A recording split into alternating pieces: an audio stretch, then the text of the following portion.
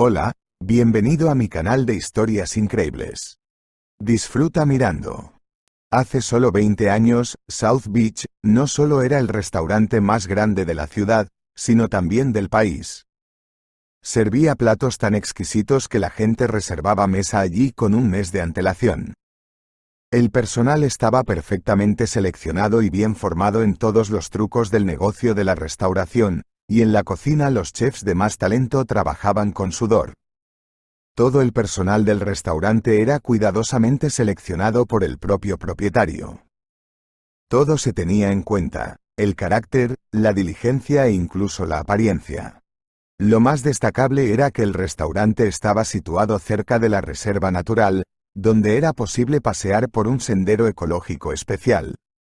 El edificio en sí, hecho en forma de cabaña de madera, estaba en la orilla de un ancho río rodeado de altas rocas encaladas, lo que creaba un ambiente de cuento de hadas. Junto al restaurante había tiendas protegidas del sol con telas blancas. Aquí los huéspedes preferían cenar a finales de primavera, verano y principios de otoño para contemplar la puesta de sol con el acompañamiento de un violín o un saxofón. En resumen, todo lo posible y lo imposible se hacía para el recreo humano. Así que si alguien sugería una visita a South Beach, todo el mundo entendía que no se trataba de un paseo junto al océano, sino de un lugar famoso en todas partes. Una década después, la fama de South Beach se ha desvanecido. No, los huéspedes seguían viniendo aquí en número suficiente, se celebraban bodas y fiestas, pero no a la misma escala que antes. Aunque la reserva natural, las pintorescas colinas y el océano seguían estando cerca, el flujo de invitados empezó a menguar y la entrada quedó vacía. Y después de otros 8 años, el viejo propietario del restaurante decidió jubilarse y entregar las riendas a su único hijo, Alejandro, que había estudiado restauración en Suiza. Alejandro era un joven que creía en lo mejor de las personas, lo que fue aprovechado por el antiguo gerente del restaurante, Vitorino Velázquez, que solo creía en una cosa: si no engañas, no vives. Con la llegada del nuevo gerente, hace exactamente 8 años, la desconfianza y las rencillas empezaron a instalarse en el seno del equipo. Antes cordial y abierto, cada uno empezó a tirar de la manta. Desapareció toda ayuda y comprensión mutuas. Debido a este ambiente asfixiante, los empleados decentes empezaron a marcharse y se contrató personal de la calle, y cuanto más insolente y sin escrúpulos era una persona, mejor para Vitorino Velázquez. Y todo porque el gerente era un hombre avaricioso y ladrón, y para que le resultara más fácil hacer girar sus sucios negocios, necesitaba a los suyos, o, dicho en pocas palabras, cómplices. Así que el negocio del restaurante empeoraba cada mes. El menú, ya de por sí escaso, se agravaba con productos de baja calidad, que la factura de venta hacía pasar por productos de granja. El truco consistía en que el astuto Vitorino Velázquez daba al dueño del restaurante y a su padre un plato de muestra con materias primas de calidad, mientras que a los clientes del establecimiento se les ofrecía la misma comida con ingredientes más baratos. Los comensales se marchaban insatisfechos y no volvían, y apenas había clientes fijos. Al gerente no le importaba, ya que el flujo de turistas a la reserva ayudaba a mantener a flote el viejo restaurante. El crédulo Alejandro se preguntó durante 6 meses por qué la deliciosa y, para los estándares locales, relativamente barata comida no atraía a los clientes. Alejandro hizo todo lo posible por dar a conocer el local. Llamó a los mejores músicos y cantantes de la capital para crear un ambiente festivo, organizó fiestas temáticas e incluso invitó a cómicos. Sin embargo, la gente venía aquí como a un teatro, no como a un sitio para comer. El nuevo propietario incluso realizó una encuesta anónima entre el personal del restaurante, pero todos estaban tan callados como un pez en el hielo.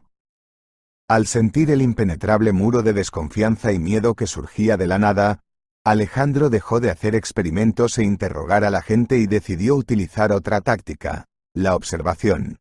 Mientras tanto, confiaba plenamente en su alegre e irreprimible jefe, Vitorino Velázquez. «Victoria, ven aquí», siseó Vitorino Velázquez y señaló con el dedo a la joven camarera, ¿Por qué no les has dado propina? El encargado señaló a las dos ancianas que se marchaban. Pidieron muy modestamente. La chica bajó los ojos. Dijeron que venían por los viejos tiempos. Pudieron reunir 2 ensaladas y un café. Podrías haberles cobrado 50. Vitorino Velázquez no cejaba en su empeño. Esos céntimos no nos servirán de nada, replicó la chica ofendida. Niña estúpida. Ve a trabajar, y todas las propinas de hoy, en mi mesa, o te vas de aquí como un corcho. Y si te quejas, será peor. El encargado amenazó a la chica, pero entonces vio a Alejandro caminando en su dirección e inmediatamente puso cara de piedad. Va. ¿Por qué tan temprano hoy? ¿Cuáles son las órdenes? Vitorino Velázquez casi arrastró los pies. No habrá órdenes, querido señor Velázquez, solo pasé a comer algo. ¿Por qué no me lo dijiste? No habría reservado tu mesa favorita. Está bien, me sentaré aquí. Alejandro se acomodó junto a la chimenea. El encargado corrió a toda velocidad hacia la cocina, donde buscó al chef Miguel. Miguelito, querido, medio abuelito. Se lamentó Vitorino Velázquez. El jefe está aquí, quiere un filete con patatas y una ensalada. Hazlo acordado. ¿Por qué come tan temprano? Bueno, tengo buena carne y queso en stock. Lo haremos perfecto.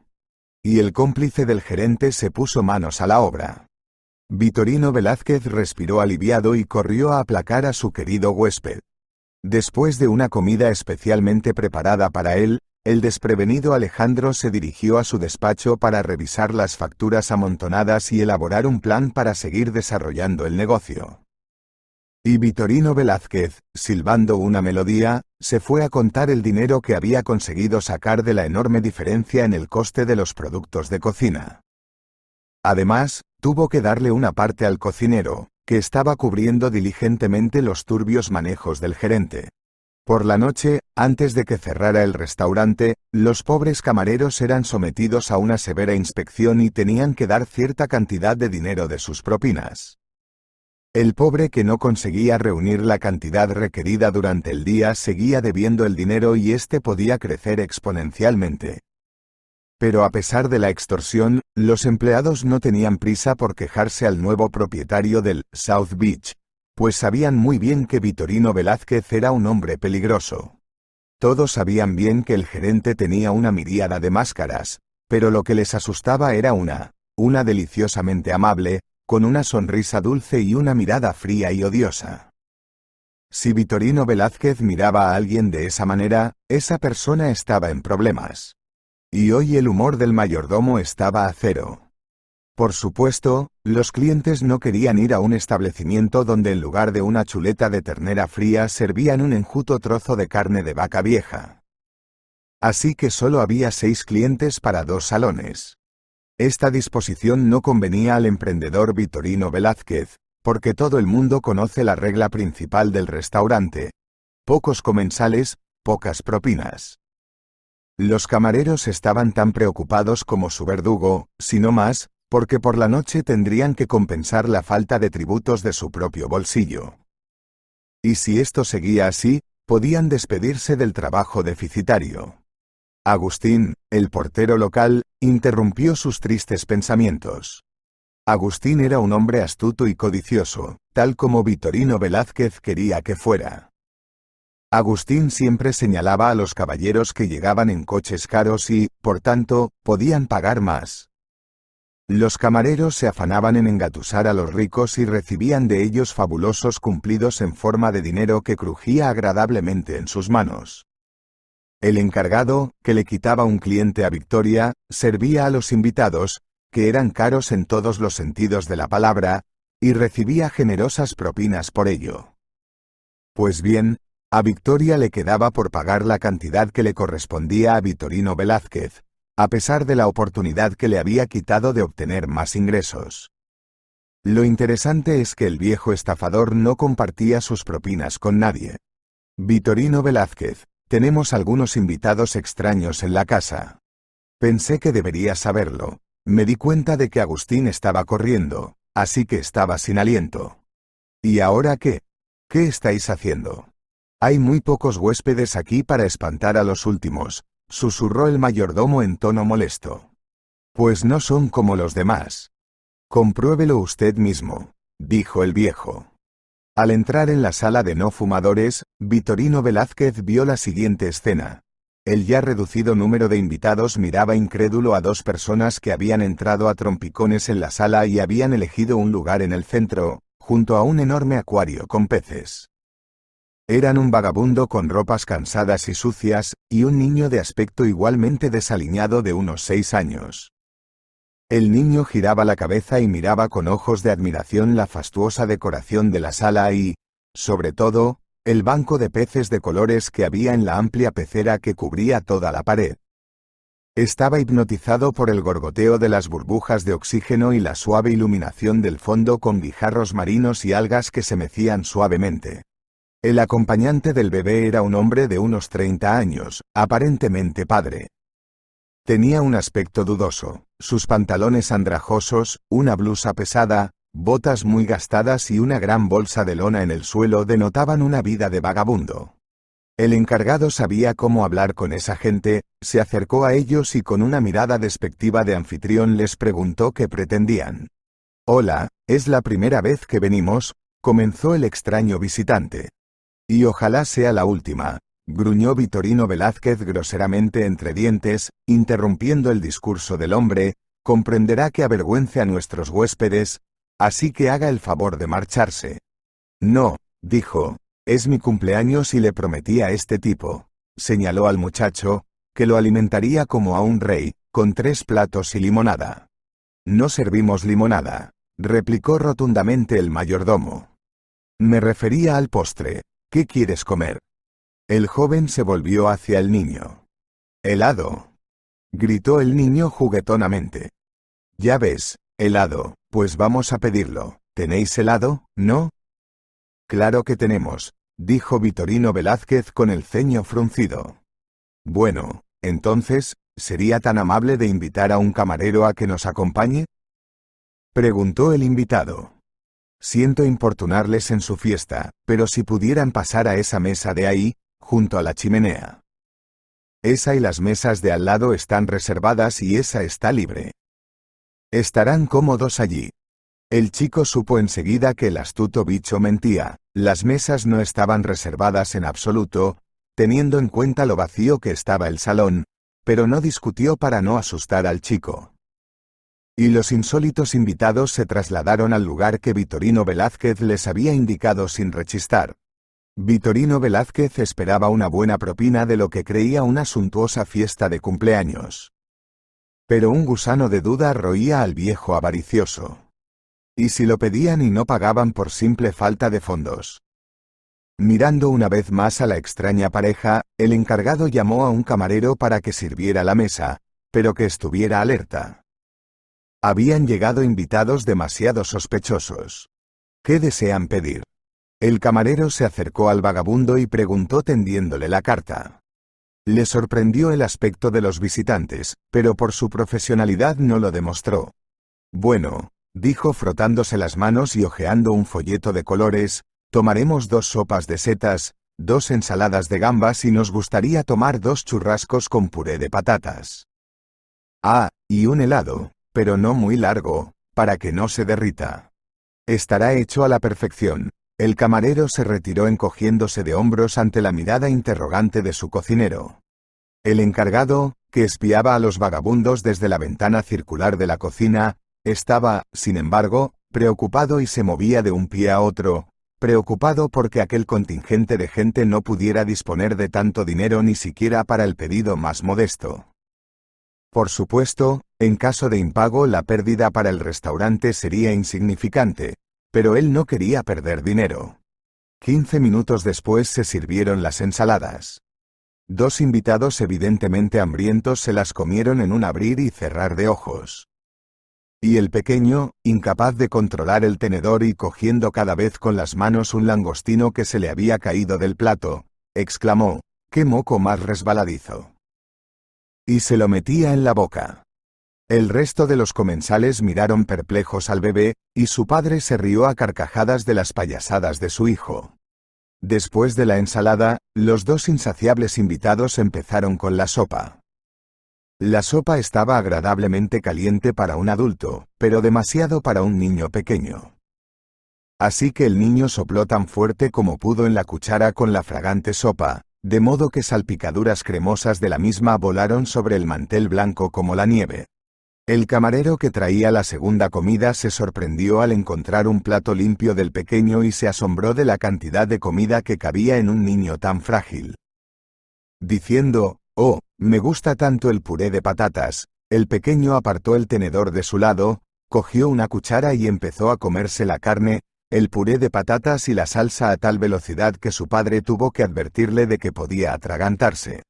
Toda la sala estaba ya pendiente de la comida del niño. Los camareros y los invitados se maravillaban del apetito voraz del niño de 6 años. Pero fue como si decidiera montar un espectáculo de juegos del hambre y, desabrochándose la cinturilla del pantalón, se zampó un helado.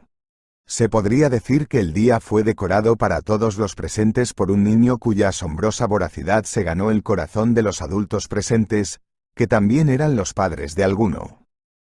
Y pronto empezaron a llegar a la mesa regalos en forma de pasteles y postres de frutas para el vagabundo y el bebé. El encargado, que observaba toda la escena, decidió acercarse a los extraños comensales y preguntar al niño si estaba dispuesto a pagar. «¿Qué le ha parecido nuestra cocina?», preguntó Vitorino Velázquez con una sonrisa falsa.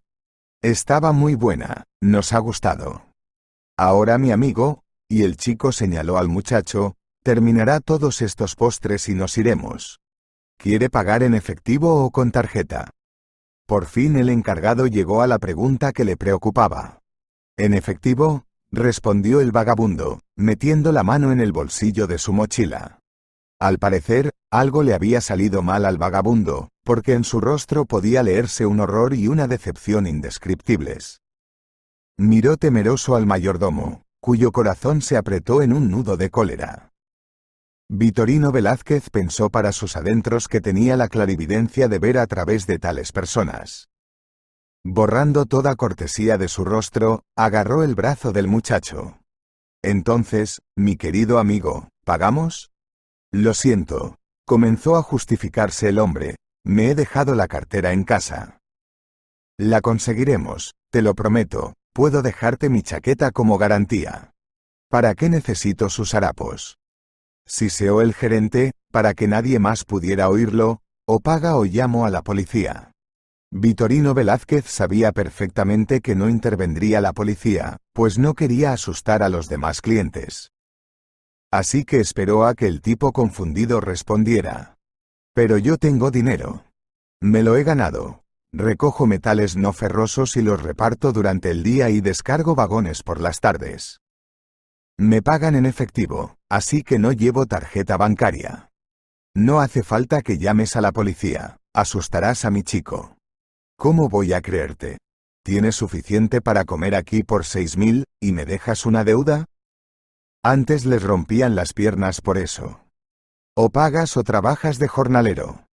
«Pagaré». El tipo estaba claramente preocupado. «Conseguiré ese miserable dinero. Te debo una por tu comprensión». «Déjale ahí sentado, que se acabe los dulces», le dijo con la cabeza al pequeño, que, ajeno a todo lo que le rodeaba, disfrutaba de los manjares. ¿Es posible que incluso una persona malvada pueda sentir compasión al ver algo dulce? Tal vez tal cambio se produjo en el corazón de Vitorino Velázquez, quien, mirando al niño, por alguna razón accedió a dejar que el hombre se fuera y consiguiera el dinero, aunque no le creyera del todo. O tal vez jugó aquí un papel la avaricia humana ordinaria, que susurró al oído del viejo avaro que la policía no ayudaría a devolver el dinero del almuerzo y de esta manera había al menos una pequeña posibilidad de que el dinero fuera devuelto, y además con intereses.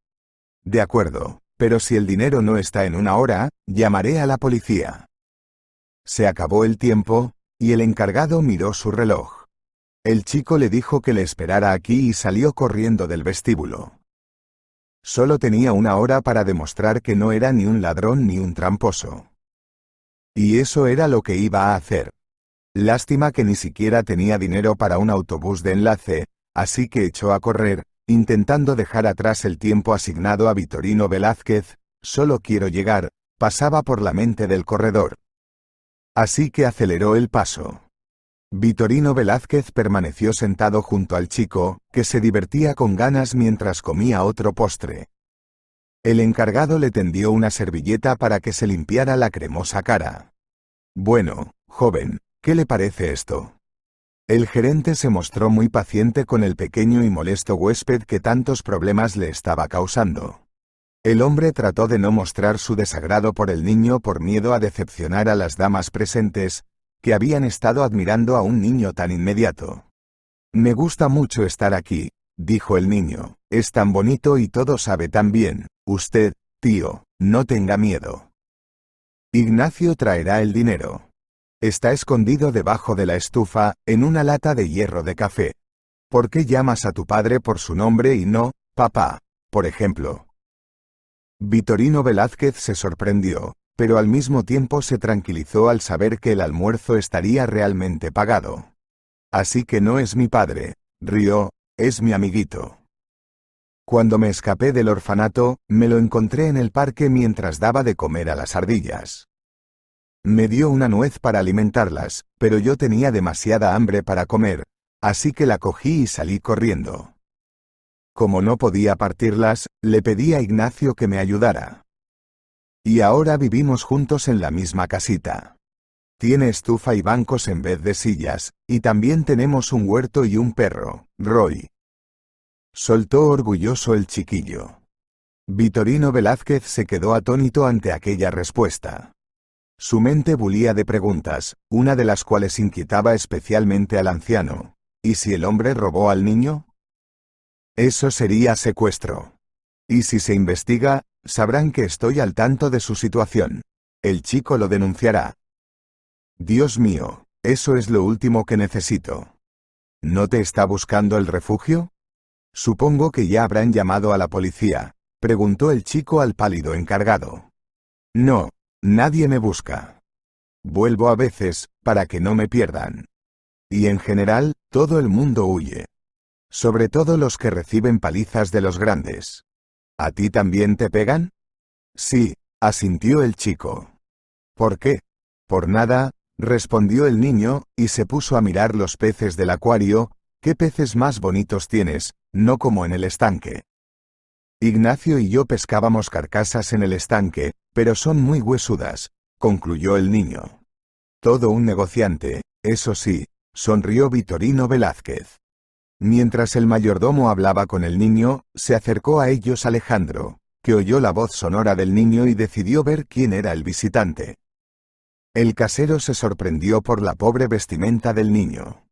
Señor Velázquez, ¿por qué está aquí este niño solo? ¿Dónde están sus padres? Su tutor ha ido a buscar el dinero. Sí, y aquí está la cosa. El niño es de un orfanato, y el tipo que lo acompaña es, creo, un verdadero vagabundo. Tenemos problemas. Ahora van a decir que tenemos vagos y niños robados cenando aquí, susurró Vitorino Velázquez. ¿Qué vamos a hacer? A lo mejor nos deshacemos del chaval tranquilamente, lo dejamos en la parada del autobús, que el tío espere allí. El hombre nos dará el dinero y que se largue de aquí. ¿Estás loco? ¿Cómo puedes tirar a un niño pequeño en una parada de autobús por la noche? Es una pena por un gatito, pero es un ser humano. Alejandro reconoció al gerente del otro lado, y no le gustó nada ese lado. Señor Velázquez, deme la cuenta de su almuerzo, yo pagaré el pedido. No puedo aceptar dinero de un huérfano, dijo Alejandro, para sorpresa del encargado, que ya había calculado mentalmente cuánto perdía con este pedido. Chico, ¿cómo te llamas? Preguntó el dueño del restaurante. Sergio, respondió el chiquillo y le tendió la mano para que se la estrechara. Alejandro sonrió, el niño le caía muy bien. Extendió la palma de la mano para estrechársela, pero algo le confundió. Había una pequeña pero muy visible cicatriz en el pliegue de la mano del niño. Sergio, ¿qué tienes en la mano? Preguntó Alejandro. No lo sé, la tengo desde que tengo uso de razón. Mi madre debía de saberlo, pero yo no tengo madre. Creo que murió. Porque mi madre tiene que ser la mejor, no me dejaría. Eso dice Ignacio. Es mi amigo con el que he venido. Es su cumpleaños, soltó el confiado niño todo lo que sabía. Pero esto no hizo que Alejandro se sintiera mejor. La memoria es cruel, no descansa ni un momento. Incluso en sueños Alejandro soñaba con su prometida y el hijito que ella había dado a luz 6 años antes. El parto fue difícil, y la mala conducta de la comadrona lesionó la articulación de la muñeca del niño. Era necesaria una costosa operación para evitar que su hijo quedara discapacitado.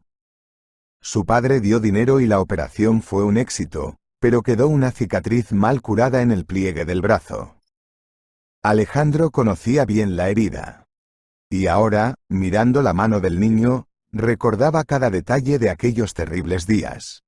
Y entonces ocurrió algo que nunca había esperado. Su prometida huyó de la maternidad llevándose a su hijo. Alejandro sigue preguntándose por qué lo hizo. Llevaba mucho tiempo guardándole rencor a Ana. Alejandro ni siquiera tuvo tiempo de ponerle nombre a su hijo. Cuando el bebé salió del hospital, Ana y Alejandro quisieron casarse. Sus amigos le dijeron que lo hiciera antes de que a su novia se le notara la barriguita, pero sus padres se opusieron a su unión. Así que los enamorados decidieron dejar que el bebé viniera al mundo. Sin duda, derretiría los corazones de los abuelos ricos. Por desgracia, Ana no tenía padres, así que la joven pareja no tenía a quien pedir sabios consejos. Y el día antes de la fuga, habían tenido una gran pelea. Ana afirmaba que los padres de él la odiaban y que ella y su hijo tenían que marcharse inmediatamente y lo más lejos posible. Alejandro la llamó completamente tonta y se negó a discutir el asunto. Y Alejandro miró más de cerca al niño. Lo miró como si fuera la primera vez, estudiando sus rasgos faciales. Definitivamente, esos ojos de enfrente ya los había visto antes en alguna parte, el mismo verde y con forma de almendra. La naricita rizada era respingona e igual de mona que la de su Anita. Sergio, dime, querido amigo, comenzó Alejandro, ¿sabes cómo se llama tu madre? ¿Y cuántos años tienes? Alejandro esperó sin aliento la respuesta del chico. Ana, se llamaba Ana. Me lo dijo el niño grande. Dijo que por las noches husmeaba en todos nuestros asuntos. Y a quien le daba un chocolate o un chicle, le decía los nombres de sus mamás y papás, y también de dónde eran. Yo soy de este pueblo y tengo 6 años, pronto iré a la escuela, dijo orgulloso. Estas palabras hicieron que Alejandro sintiera frío en su interior. ¿Podría ser que su propio hijo, perdido hacía mucho tiempo, estuviera delante de él? ¿Cómo podía el destino burlarse así de él? ¿Y dónde estaba su prometida?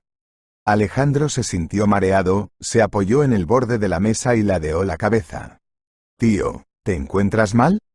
El chico, comprensivo, le tocó el brazo. La palabra, tío, hizo que a Alejandro se le encogiera aún más el corazón. Un vagabundo se había convertido en el sustituto de su padre, mientras que su verdadero padre había pasado años viviendo en Europa, comiendo la mejor comida y viviendo en una lujosa mansión. ¿Cómo era posible? Alejandro también estaba enfadado, esta vez con Ana, que por su insensatez y orgullo había condenado a su hijo a vagar y pasar hambre, huyendo sin dinero ni apoyo alguno. Y ahora su hijo de 6 años estaba ante él, secuestrado por su gerente por falta de pago. Es una verdadera ironía del destino. Si el vagabundo tenía dinero para cenar, Alejandro no volvería a ver a su hijo. ¿Y cómo podría alguien creer que un vagabundo con un hijo podría entrar en un restaurante y cenar allí? Era una broma del destino. Alejandro miró una vez más a su hijo, que ahora estaba ocupado por los loros en sus jaulas. Se estaban restregando las plumas y el niño metió el dedo en la jaula para intentar alcanzar a los pájaros. Sergio, ¿te gustaría encontrar a tu papá? Preguntó Sergio, el dueño del restaurante, con voz reverente. No, respondió el niño sin darse la vuelta. Pero, ¿por qué? Tú tendrías una familia. Porque nos dejó a mi madre y a mí. Si no lo hubiera hecho, mi madre no habría muerto y yo no habría acabado en un orfanato donde me maltratan a todas horas y me lo quitan todo. El pequeño Sergio se volvió hacia Alejandro y le miró directamente. Igual que Anita, pensó el padre del niño. ¿Y si te dijera que te buscaba, pero no te encontraba, y luego estaba muy triste? Entonces quiero encontrarle, respondió el chico con sencillez y se encogió de hombros. No te preocupes, Sergio, pero creo que eres mi hijo perdido. Alejandro se quedó inmóvil, esperando la reacción del chico. No tardó mucho. El chico se irguió, consciente de las palabras del extraño hombre, y de repente rugió con fuerza. De sus ojos corrían lágrimas a raudales. El corazoncito estaba lleno de resentimiento o de felicidad. Era imposible de entender. Tío, ¿estás seguro de que eres mi papá? Llámame papá, hijo, dijo Alejandro en voz baja. Alejandro se acercó a su hijo, lo cogió en brazos y lo abrazó con fuerza. Cuando sintió las manitas en su cuello, comprendió que el bebé lo había abrazado y por eso lo perdonó. El hombre intentó no llorar, de lo contrario el niño se habría asustado y el conocido se habría echado a perder. Alejandro vio la cara de Vitorino Velázquez en el reflejo del espejo. Expresaba miedo o sorpresa, o una mezcla de ambos. Está loco, Alejandro, pensó el viejo. ¿De qué le sirve el niño? ¿Qué hijo? No he oído nada de un niño perdido. Y los dos se quedaron abrazados sin prestar atención a los cuchicheos de los presentes ni a las miradas curiosas del personal. A Alejandro no le interesaba nada más que su propio hijo, que estaba en las afueras de la ciudad, en su restaurante. ¿Qué está pasando aquí? Un joven mal vestido se paró frente al dueño del restaurante y observó con asombro cómo Sergio abrazaba a un desconocido. Aquí tiene su dinero. Ignacio se fijó ahora en el aturdido encargado. No hace falta, Alejandro ha pagado por los dos, gruñó entre dientes Vitorino Velázquez. Gracias, Alejandro, y yo soy Ignacio, vamos a conocernos, y el vagabundo le tendió la mano para que se la estrechara, dudando de que el respetable se dignara a estrechársela. Pero sus dudas no estaban justificadas. Alejandro agarró alegremente la palma de la mano de Ignacio y se la estrechó, sin soltar al muchacho con la otra mano. El dueño del restaurante invitó a Sergio y a su amigo a su despacho, creyendo que allí se sentirían más cómodos. Alejandro pidió un café para él y para Ignacio, y un batido para el chico, con la esperanza de saber más sobre la vida de su hijo. Ignacio le contó con todo lujo de detalles cómo había conocido a Sergio, pero su historia no difería mucho de la del chico. Ignacio, ¿sabes por casualidad por qué Sergio acabó en el orfanato donde está su madre? El caso es que se escapó directamente de la maternidad, sin ninguna explicación, rompiéndome así el corazón. Y entonces no volví a casarme, aunque mis padres me eligieron una novia de una familia de sus amigos empresarios. Pero entonces me dio tanta pena y no me gustó aquel fantoche que me negué a casarme para siempre. Sí, es verdad que dicen que los ricos también lloran. Ignacio sacudió la cabeza, solo que no sé nada de su madre. Menuda historia. Alejandro estaba visiblemente contrariado, esperaba que al menos alguna información arrojara luz sobre la desaparición de su prometida, que nunca había sido reconocida por sus padres. Los jóvenes permanecieron largo rato sentados en el acogedor despacho de Alejandro, y Sergio ya empezaba a bostezar.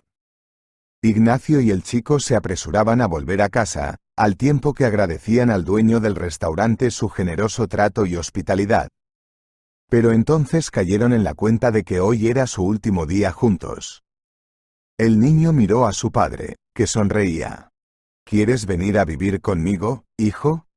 La cara del chico brillaba de felicidad. Pero un pensamiento ensombreció la alegría del chico listo. ¿Puede Ignacio venir a vivir con nosotros? Claro que puede. Si quiere, puede quedarse aquí y trabajar en lugar del viejo portero, y allí le encontraremos otro trabajo. Y tenemos un complejo de apartamentos para el personal. Bueno, Ignacio, ¿estás de acuerdo en trabajar para mí? No perjudicaré tu salario, no tendrás que descargar vagones por la noche. Sí, lo haré. El chico estaba contento. Tanto un trabajo como un lugar donde vivir. ¡Viva! Gritó Sergio y saltó en el sofá con una alegría desbordante. Por la noche, los tres salieron a dar un paseo para tomar el aire.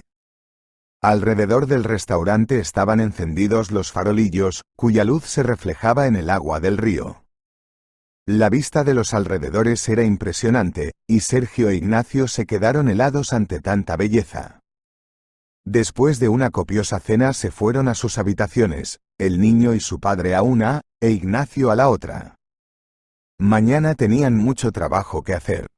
Al día siguiente, el dueño del restaurante anunció al personal una nueva incorporación a sus filas, presentando a un nuevo portero y vigilante de seguridad en una sola persona.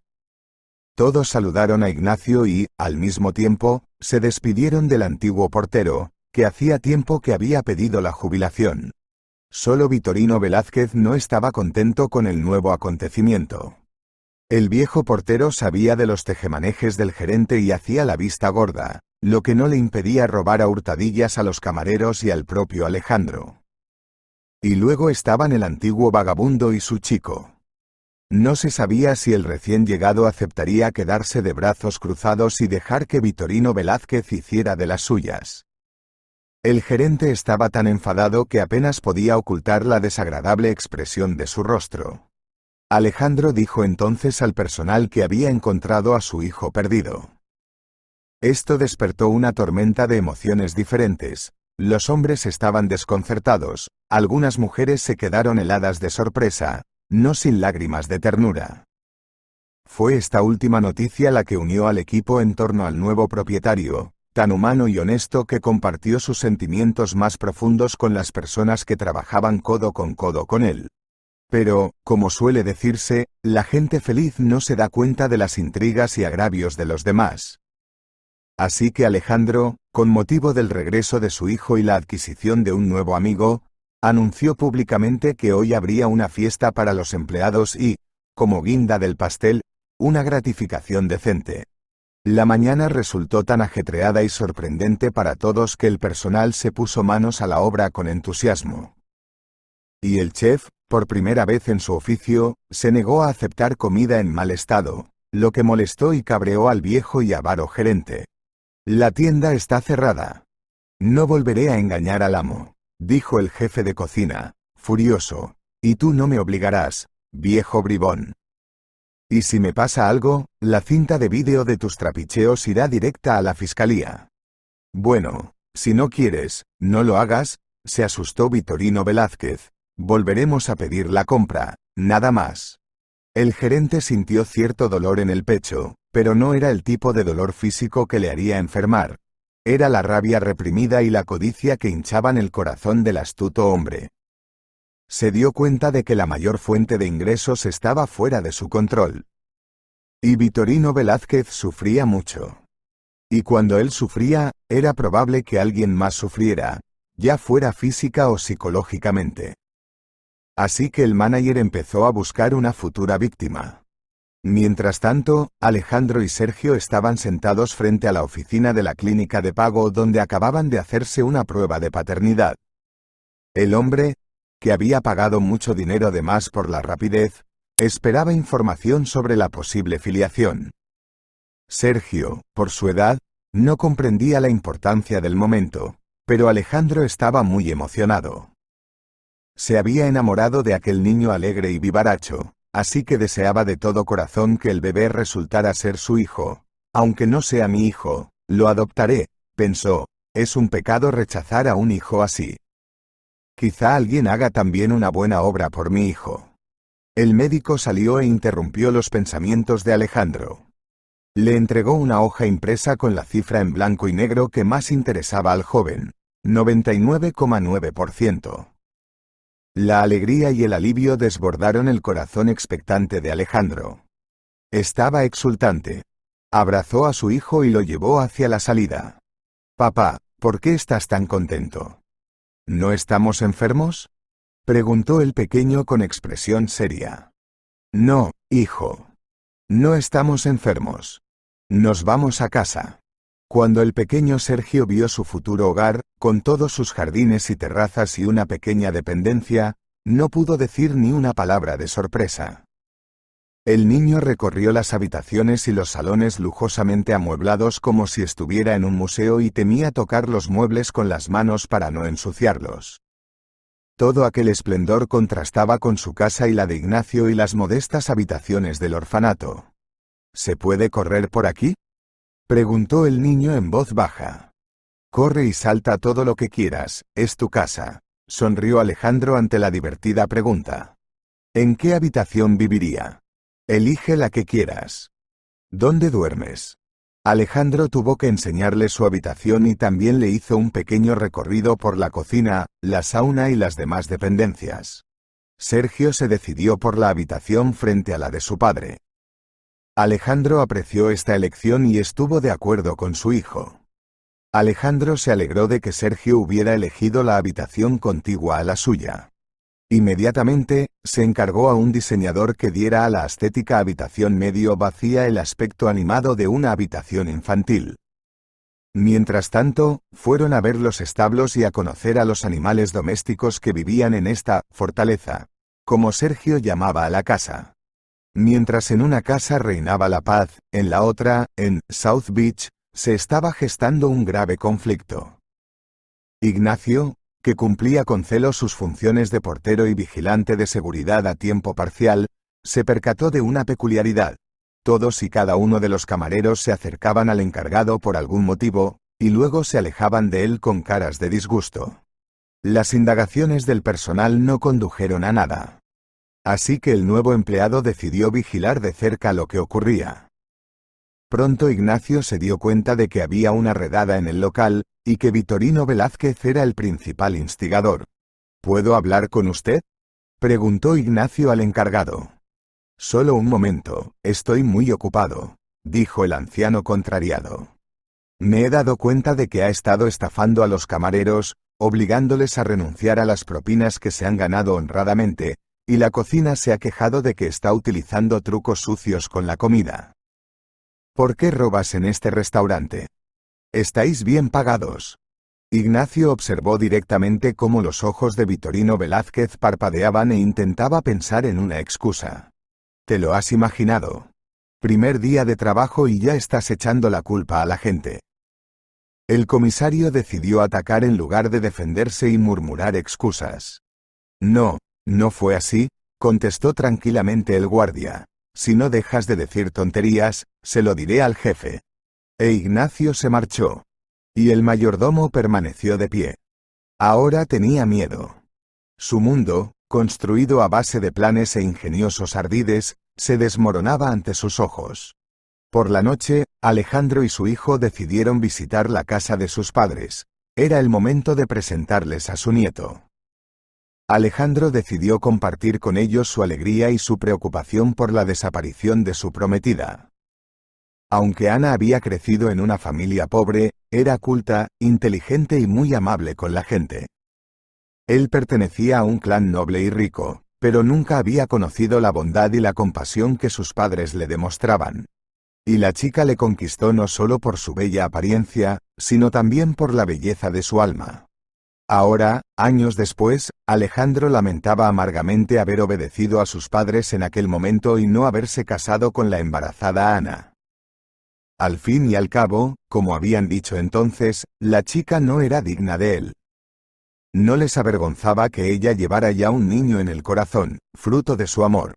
Ana no se ofendió con acento agudo por los padres del novio, sino que se limitó a decir que esperaría su consentimiento, y que el sello en el pasaporte era solo una marca y nada más. Esto tranquilizó al impulsivo muchacho y no salió de casa resentido con su padre y su madre. Ya entonces la muchacha no pensaba en sí misma, sino en la gente que la humillaba. Este pensamiento reverberó en el alma de Alejandro con un dolor punzante. ¿Dónde estás, mi amor? ¿Qué te pasa? Encontré a nuestro hijito, pensó Alejandro, tragándose las lágrimas que lo ahogaban. Pronto apareció la mansión de su familia. Era un lujoso palacio con una fuente en la entrada y árboles ornamentados a lo largo del camino empedrado que conducía hasta las mismas puertas del edificio. El coche del joven amo fue recibido por un anciano mayordomo con traje negro y guantes blancos. Sin esperar a que le abrieran la puerta, Sergio saltó del coche. «Papá, mira, parece un pingüino», señaló el niño con el dedo al mayordomo y se echó a reír. «No es un pingüino, es Valerio el mayordomo», corrigió Alejandro a su hijo, pero no pudo contener la risa. Valerio, por su parte, se irguió, expresando una sorpresa indescriptible en su rostro recientemente pétreo. No estaba claro qué le había sorprendido, el hecho de parecerse a un pingüino o que un niño hubiera llamado «papá» a su joven anfitrión. Los invitados que iban llegando pasaron despreocupadamente junto a Valerio, que ahora parecía más bien una estatua de piedra de la isla de Pascua. «Alejandro está aquí», exclamó una mujer vestida con una larga bata de satén mientras bajaba por la amplia escalera. La mujer tendría unos 55 años, pero parecía mucho más joven. Era evidente que antes había sido una belleza. «Hola, mamá», el hijo abrazó a su madre. «¿Y dónde está el padre? Tengo noticias para ti». «Está en el salón leyendo», dijo la bella mujer. «No te esperábamos». Si hubiera sabido que veníais, habría organizado una auténtica fiesta. Sergio se dio cuenta de que tenía a su abuela delante, pero prefirió guardar silencio. El niño estaba simplemente confundido. La mujer también se fijó en el niño e hizo la misma elección. El padre de Alejandro estaba sentado en un viejo sillón de cuero leyendo una revista. Levantó la vista de sus gafas y miró a los participantes. «¿Quién es esta delegación?» «Hola, hijo. ¿Qué haces aquí a plena luz del día?» «Tengo noticias, madre, siéntate». La mujer se sentó en el sofá y esperó lo que Alejandro quería decirle. Por alguna razón se sentía ansiosa. «Mamá, papá, quiero que conozcáis a mi hijo Sergio. Tiene 6 años. Ya conocéis a su madre. Esta es Anita. No sé dónde está». Sergio se crió en un orfanato y solo el destino quiso que acabara en el restaurante con Ignacio, un antiguo vagabundo que, por cierto, ahora trabaja para mí. Solo tengo una pregunta. ¿Qué pasó cuando estaba de viaje entonces y por qué Anita se escapó? Tal vez tú puedas contármelo. La mujer se cruzó de brazos y lloró. No tenía ni idea de lo dura que había sido la vida de su único nieto. El recién estrenado abuelo bajó la mirada. «Lo siento, hijo. Fue culpa mía. Fui yo quien echó a Ana de la ciudad, amenazándola con llevarse a mi hijo si no te dejaba. No pensé que acabaría así. Y ella no aceptó mi dinero entonces. Y me arrepentí de haberte hecho eso. La busqué, pero no pude encontrarla. ¿Cómo pudiste hacer eso? He estado devanándome los sesos tratando de averiguar qué pasó. Me culpé por su escape. Y tú me apuñalaste en el corazón». Alejandro gritó a sus padres por primera vez. Y tenía todo el derecho a hacerlo. No se sabía qué habría pasado después si el pequeño Sergio, tan parecido a su madre, no se hubiera acercado a abrazar a su padre. Alejandro le miró y comprendió. Tenía que ser mejor por el bien de su hijo. «Te perdono». «¿Qué dices, hijo?» Y Alejandro miró al pequeño. «¿Hay abuelas así?» «Llevan otra ropa», dijo sorprendido el niño, señalando a la mujer. En el mismo segundo, la recién estrenada abuela saltó de su asiento y corrió hacia Sergio. Lo abrazó y rompió a llorar de culpa y felicidad. «Soy tu abuela, cariño. Y te quiero mucho». Al cabo de un minuto, el abuelo también se acercó. Cogió al niño en brazos y lo estrechó contra sí. «Siento haber sido tan mala, nieto. No volveré a hacerlo. ¿Cómo se dice? Haced las paces, no más peleas. ¿La abuela y yo te queremos? ¿Quieres que te compre un pony?» «Pony no. Mejor cómprame unas zapatillas como Eugenio, de nuestro orfanato, porque mis zapatos tienen un agujero».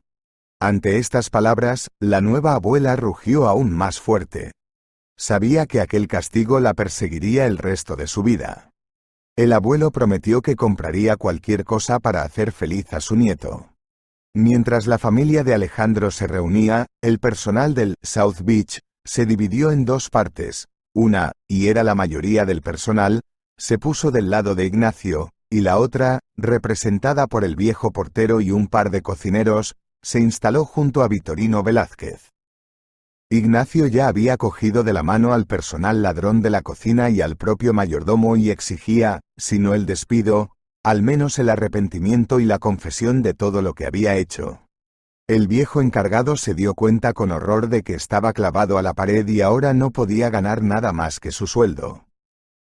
Había que hacer algo antes de que el rápido guardia pudiera mostrar todas las cartas a su amo. Mientras tanto, Vitorino Velázquez aseguró al joven, que tanto luchaba por la verdad, que esto no volvería a ocurrir. Mientras tanto, el dueño llegó al restaurante y lo primero que hizo Ignacio fue llamarlo. «Hola. ¿Cómo te va en el nuevo local?», preguntó Alejandro. «Todo bien. Me estoy poniendo en contacto con mis compañeros». Ignacio no entró en detalles. Ese fue el final de la conversación. El encargado no sabía de qué estaban hablando, pero pudo ver que los dos hombres estaban discutiendo algo, tras lo cual el dueño parecía molesto. «Ya está, me has delatado, cabrón». Vitorino Velázquez bulía por dentro de rabia. Así que decidió actuar. Aquella noche había pocos comensales en el restaurante, la mayoría clientes habituales. Pero todos notaron que la comida sabía mucho mejor. ¿Ha cambiado la receta?, le pregunta al encargado un hombre mayor vestido con un traje de paño de vela. «No, es que el chef es diferente y lo hace mejor», mintió el viejo bribón. De hecho, el chef empezó a devolver a los proveedores productos baratos y de baja calidad, y exigió productos más caros y de mucha mejor calidad. Ahora nadie podía ganar dinero con la diferencia en el coste de los platos. Los únicos ganadores eran los clientes y la reputación del restaurante. Al día siguiente, Alejandro fue al orfanato para informarse sobre el día en que su hijo entró en el orfanato. También llevó los documentos que probaban su paternidad. «Buenos días», Alejandro entró en el despacho de la directora del orfanato.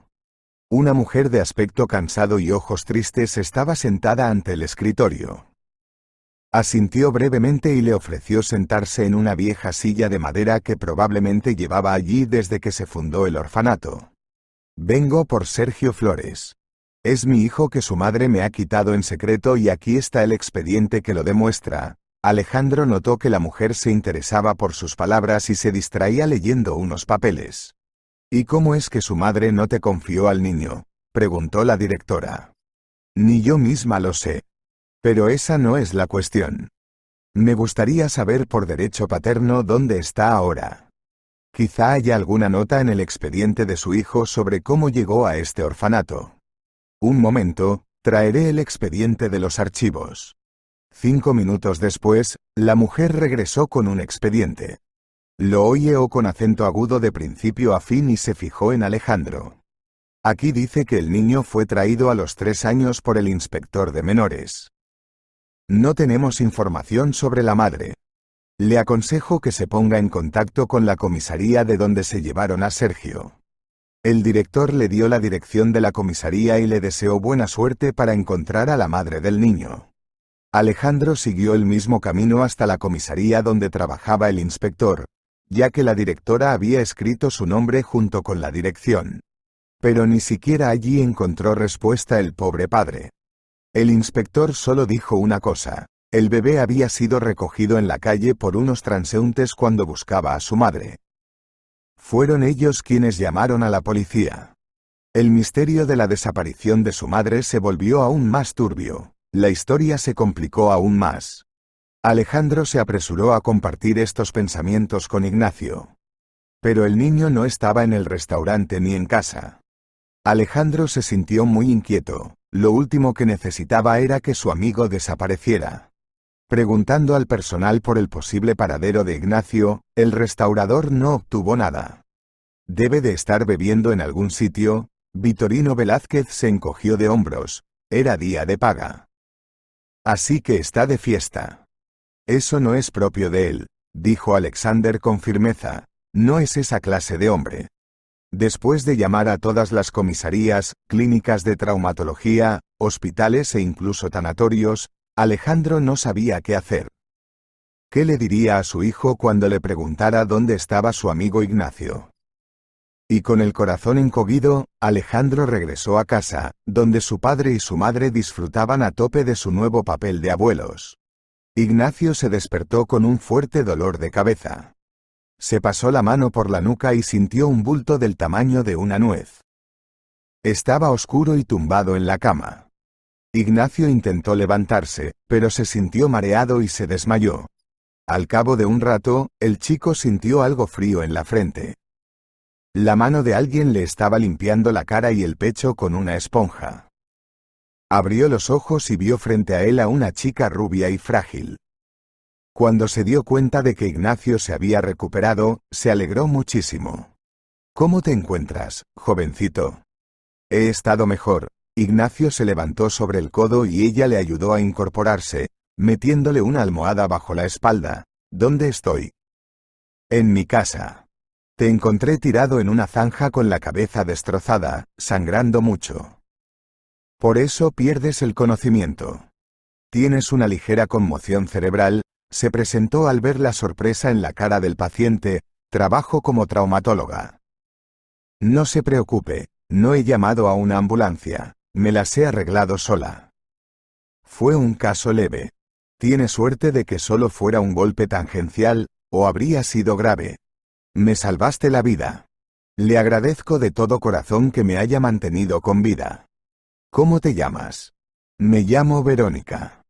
Encantado de conocerte. Ignacio sonrió y miró más de cerca la cara de Verónica.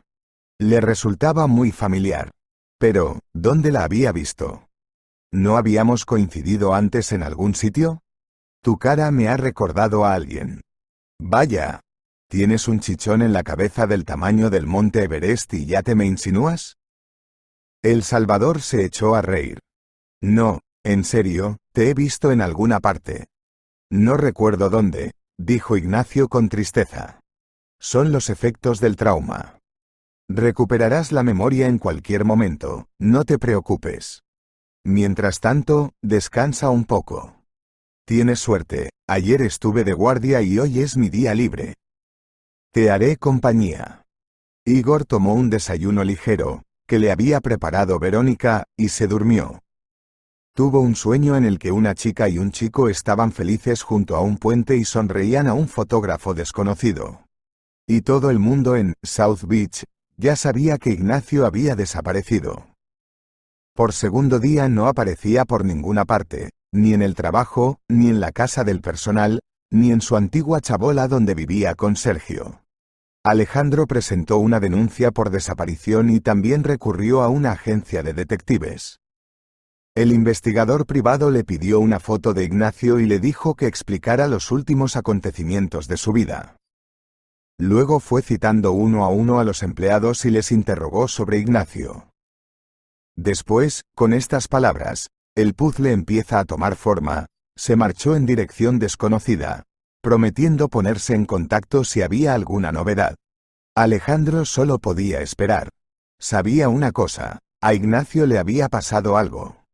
Y ese algo era muy malo.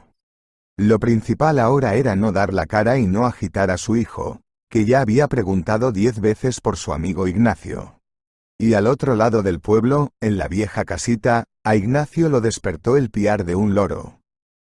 Un pájaro estaba sentado en su jaula, piando sobre algo suyo. De pronto le vino a la mente un sueño reciente, así que era allí donde había visto a Verónica. La imagen del sueño era la foto que Alejandro le había enseñado. Había una foto de él y Ana, su prometida no reconocida. Entonces, ¿por qué se hacía llamar Verónica? El chico pensó, debe de estar ocultando su verdadero nombre. En ese momento, una chica entró en la habitación para dar de comer al pájaro. Verónica se dio cuenta de que Ignacio estaba despierto y le sonrió amablemente. ¿Puedo preguntarte algo?, dijo Ignacio. Adelante. ¿No te llamas Ana? ¿Y no eres la novia de Alejandro?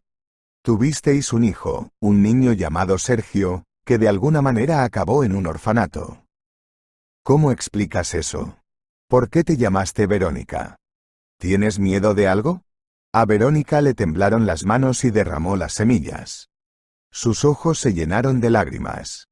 ¿Cómo conoces a mi hermana? Preguntó la chica en voz baja. ¿Qué hermana? Mi hermana gemela Ana. Por eso pensaste que era yo. Hace 7 años tuvimos una gran pelea. Empezó porque ella empezó a salir con un chico rico cuyos padres la tachaban de cazadora de dotes. Se lo dije, pero no me creyó y se enfadó mucho.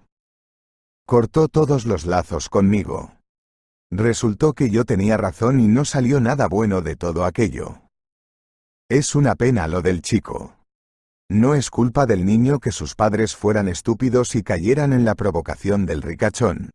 ¿Sabes por qué huyó de la maternidad y se llevó a su hijo sin decir ni una palabra al novio?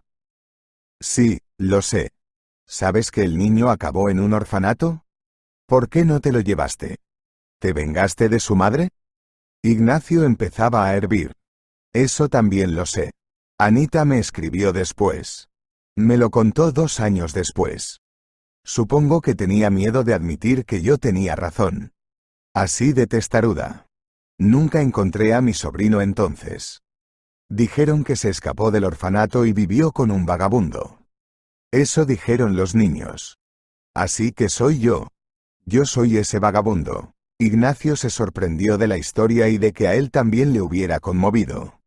Verónica lo miró como si lo viera por primera vez. Pero tú no pareces un vagabundo.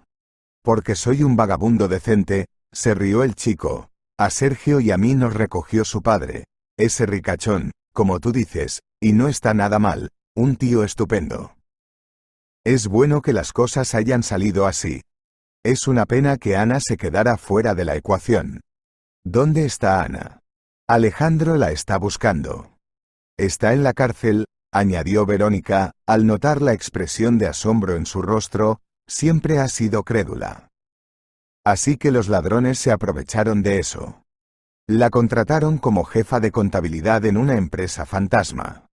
Ana firmó donde no debía, robaron el dinero y ella tuvo que asumir la culpa. La sacaron directamente de casa. Sergio estaba columpiándose en un columpio en el patio. Mientras se la llevaban, gritó que había un niño pequeño en casa. Cuando la policía vino a comprobarlo, los columpios estaban vacíos. Se desmayó 2 veces en el juicio. No por el veredicto, no. Estaba preocupada por un niño que había desaparecido. Más tarde, seguí su rastro. Corrí al orfanato, y me dijeron que Sergio era un verdadero perro callejero. No sé de dónde lo saca. Te prometo que te lo presentaré. Ignacio estaba encantado. Tengo muchas ganas de ver al niño, ya tiene 6 años. Vamos a verlo. Traeré la carta de la colonia. Por la noche, Alejandro vio un viejo Ford aparcado delante de su casa. Se sorprendió, pues nadie que él conociera había conducido nunca una rareza semejante. ¿Quién sería? De repente se le iluminó la cara con una sonrisa. Vio a Ignacio rodear el coche y abrir la puerta del acompañante. Del coche salió Anita. A Alejandro se le cortó la respiración del susto y se precipitó escaleras abajo mientras saltaba. ¡Anita! Alejandro corrió hacia ella, la que había estado buscando y a la que seguía queriendo desde hacía tanto tiempo. Te dije que se iba a emocionar, se quejó Verónica a Ignacio. Y tú, vamos a darle una sorpresa. Menuda sorpresa. Alejandro, al oír sus palabras, no entendía lo que pasaba. Ignacio fue el primero en hablar. Le contó a su desconcertado amigo cómo había ido a parar a casa de Verónica y que ella no era Ana, sino su hermana. Finalmente, les dijo que Ana estaba en la cárcel y les entregó una carta. Alejandro contempló cada línea de la carta, pedía ayuda a gritos y el corazón del novio estalló de dolor. ¿Cómo era posible? Su amada estaba ahora cumpliendo condena por otra persona. Y ese alguien le había robado a su hijo a su madre, había obligado al niño a vagar por el mundo, y a él mismo a vivir en la ignorancia, que es peor que cualquier tortura. La sacaré de allí, cueste lo que cueste. Y tú me ayudarás a hacerlo, dijo Alejandro y apretó los puños. Pero ahora tenemos que averiguar quién te ha hecho esto y, lo que es más importante, ¿por qué? Tras una breve presentación del chico a su propia tía, todos se sentaron a la mesa. Pero en cuanto empezaron a comer, sonó el timbre de la puerta. Era un detective que había traído información y pruebas de que Ignacio había sido asesinado. Al principio el detective se sorprendió de que el objeto de su investigación estuviera cenando tranquilamente en compañía de un amigo. Pero tras algunas explicaciones, todos los enigmas del crimen fueron encajando. Y el eslabón principal de esta cadena era el tranquilo Vitorino Velázquez. ¿Quién lo hubiera dicho? Alejandro se sorprendió, y parecía un hombre tan inteligente. Es un ladrón y un sobornador, dijo Ignacio. No tuve tiempo de decírtelo. Rápidamente, se deshizo de mí enviando a sus compinches. Esa noche el gerente del South Beach fue detenido por la policía, que encontró algunos otros pecados que merecían una condena decente. Por fin el restaurante estaba tranquilo y el negocio empezó a remontar. Ignacio se había hecho cargo del puesto de gerente y era un gran apoyo para el restaurante y el personal. El mismo detective había encontrado incoherencias en el caso de Ana, que había sido condenada y encarcelada tan precipitadamente. 2 abogados defendieron el honor de la chica y fue rehabilitada. Llegó el día en que Ana salió de la cárcel. 4 personas la esperaban: su hijo, que llevaba casi 4 años sin ver a su madre, su novio, su hermana e Ignacio, gracias al cual todo se resolvió. Mamá. Mamá. El pequeño corrió hacia la rubia con los brazos extendidos. Ella tiró su mochila al suelo y corrió hacia su hijo. El pequeño rodeó el cuello de su madre con los brazos y lágrimas de alegría brotaron de sus ojos. Nadie interrumpió su esperado encuentro. Solo los sollozos de Verónica rompieron el silencio. Ana miró a Alejandro. Todo estaba allí: petición de perdón, gratitud y felicidad. Y 3 meses después, se celebraba una boda doble en South Beach. 2 felices parejas se casaban e iban a vivir una larga y feliz vida juntos: Alejandro y Anita, e Ignacio y Verónica. Y entre ellos, su querido bebé Sergio, sentado orgulloso, gritando sin cesar: sí. Si te ha gustado la historia, por favor dale un me gusta y suscríbete al canal.